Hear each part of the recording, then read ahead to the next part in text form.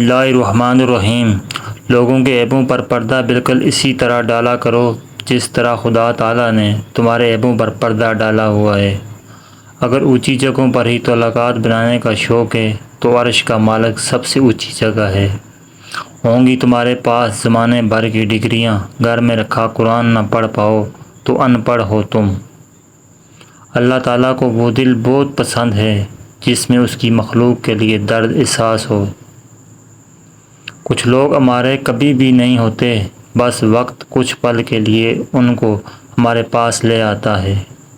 غلطی پر ساتھ چھوڑنے والے تو بہت مل جائیں گے، مگر غلطی پر سمجھا کر ساتھ نبھانے والے بہت کم ملتے ہیں۔ انسان کا اعتماد خود پر ہو تو طاقت بن جاتی ہے اور دوسروں پر ہو تو مجبوری بن جاتی ہے۔ اکثر مرتبہ اکیلا رہ لینا ہی بہتر ہوتا ہے بجائے ان لوگوں کے ساتھ رہنے کے جنہیں تمہاری قدر نہ ہو۔ غلطیوں کو مان لینے سے وہ درست نہیں ہو جاتی، کسی کے کردار پر لگے داغ صاف نہیں ہو پاتے، وقت واپس نہیں پلٹتا۔ رب کریم کے لیے وقت نکالو، وہ رب تمہاری زندگی سے برا وقت نکال دے گا۔ جب دلوں کے اندر جگہ نہ رہے تو لہجوں کے اندر کرواہٹیں آ ہی جاتی ہیں۔ رشتہ نبھانے کا ظرف نہ ہو تو رشتے بنانے سے بھی گریز کرنا چاہیے۔ آج کا انسان رزق کے لیے پریشان ہے اور مغفرت سے بے فکر۔ اگر 4 سیکنڈ کی مسکراہٹ سے تصویر اچھی ہو سکتی ہے تو ہمیشہ مسکرانے سے زندگی بھی اچھی ہو سکتی ہے۔ اس دن انسان کی زندگی اختتام کی جانب سفر شروع کر دیتی ہے جس دن انسان ان چیزوں پر خاموشی اختیار کر لیتا ہے جن پر بولنا چاہیے۔ اپنی اولاد کے لیے باپ وہاں بھی ہاتھوں کو پھیلا دیتا ہے جہاں وہ پاؤں رکھنا بھی گوارا نہیں کرتا۔ اپنی پڑوسی کے ساتھ احسان کرو، تم پکے سچے مومن رہو گے۔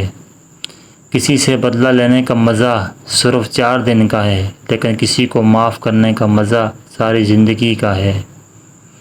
مایوس نہ ہونا، تمہاری زندگی کہیں سے بھی شروع ہو سکتی ہے۔ جتنے ہو سکے سجدے کیا کرو، سجدے کرنے سے انسان کے اندر عاجزی پیدا ہوتی ہے اور عاجزی رب کریم کو بہت زیادہ پسند ہے۔ دنیا میں صرف والدین واحد ہوتے ہیں جو تمہارے پیچھے تمہارے بارے میں اچھی بات کریں اور برا بھلا کہنا ہو تو تمہارے سامنے کہیں گے۔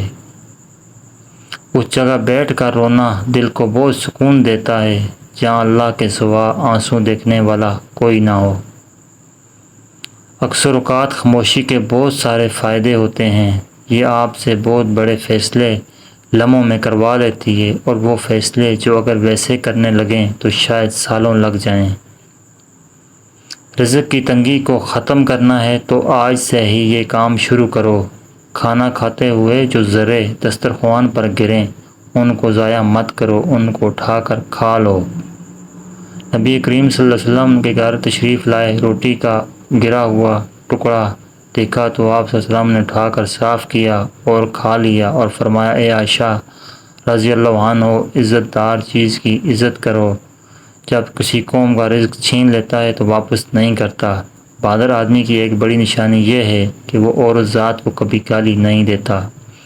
تمہارے چھوٹے تمہارے نقش قدم پر چلیں گے، نصیحتوں پر نہیں۔ عمل کا اثر گہرا زیادہ ہوتا ہے۔ جن جن لوگوں کو تمہاری موت کا غم ہو سکتا ہے ان لوگوں کو زندگی میں خوشیاں ضرور دینا۔